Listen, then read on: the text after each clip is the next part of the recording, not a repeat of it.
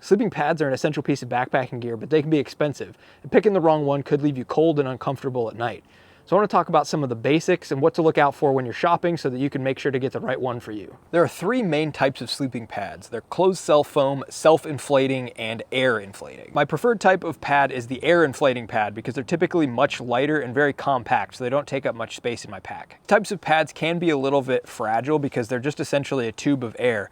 They can also be a little bit crinkly, especially the ones that have a higher amount of insulation, and you got to blow them up somehow. The second type of pad is a self-inflating pad. These pads have foam on the inside that when the valve of the pad is opened, that foam expands and draws in a lot of air. I think the extra support of that foam makes these self-inflating pads the most comfortable option, but they tend to be quite bulky and heavier than air pads. You also don't have to actively inflate these pads. They do the work for you, so you can open up the valve and go do something else, and when you come back, just add a few breaths to get it to the firmness that you want. Third pad option is closed cell foam, like this Nemo Switchback here. The benefits of one of these is that they are cheap, lightweight, and will never pop. Setup for these is pretty instant. There's no air that I have to put in. All I have to do is unfold it and I'm good to go. Downside of the closed cell foam pad is that they are very bulky. It doesn't get any smaller than this, and it's really thin foam, so I don't think these are very comfortable. Closed cell foam pads also don't have a lot of insulation, so they're best used in warmer temperatures. Sleeping pads all have different levels of insulation, which is denoted by the R value. R value is technically the measure of thermal resistance, but basically the higher that number, the less heat you will lose into the ground. You can find some charts out there that'll tell you what R values work best in what temperatures, but I think something around 4 is good for pretty much everything. Another important consideration is pad thickness. I'm a side sleeper, so I need something that's gonna allow my hip and shoulder to not bottom out and hit the ground.